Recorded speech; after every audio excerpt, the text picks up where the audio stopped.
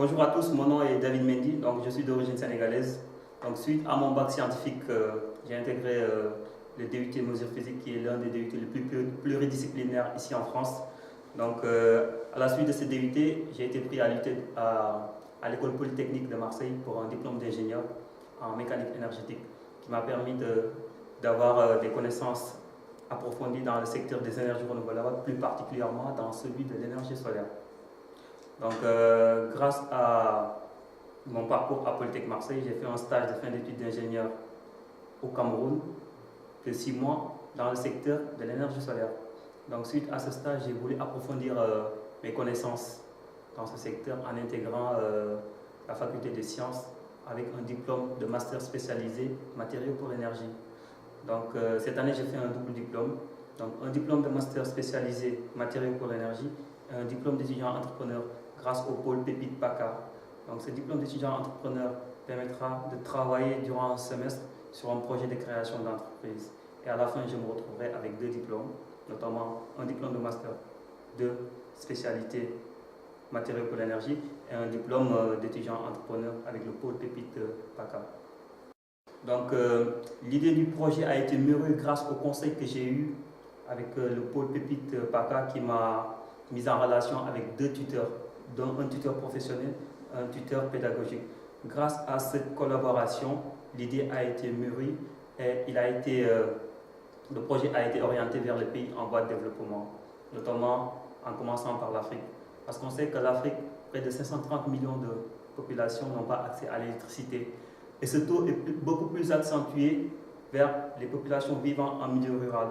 On constate qu'en milieu rural, près de 10% de la population ont seulement accès à l'électricité de base. Donc la demande est forte là-bas. Donc pourquoi l'énergie solaire? Donc l'énergie solaire est l'énergie la plus abondante sur la Terre. Donc et la mieux partagée.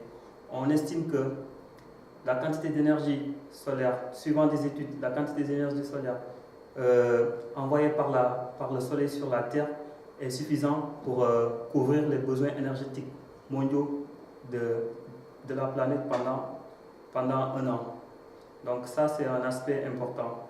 Donc l'énergie solaire est l'énergie fondamentale pour répondre aux besoins des populations vivant en milieu rural.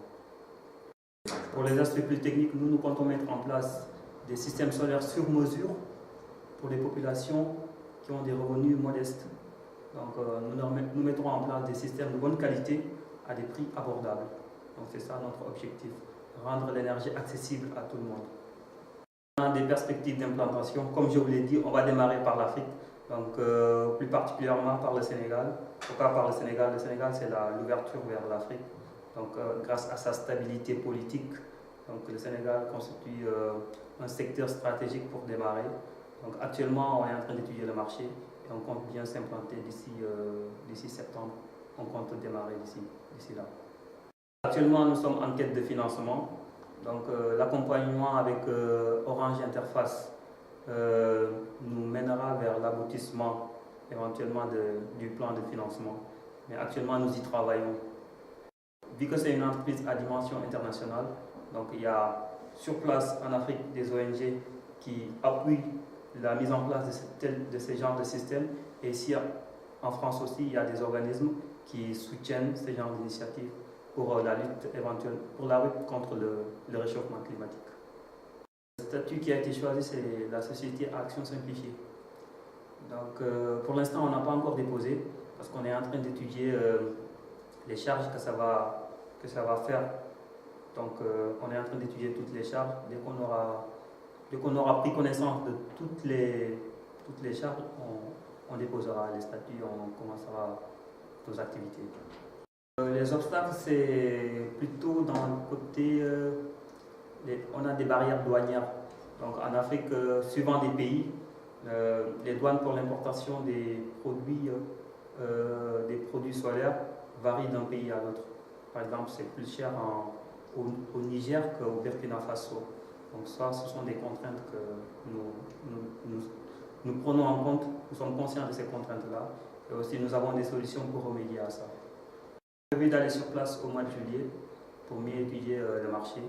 Et de mon retour du mois de juillet, j'aurai un business plan complet pour me décider.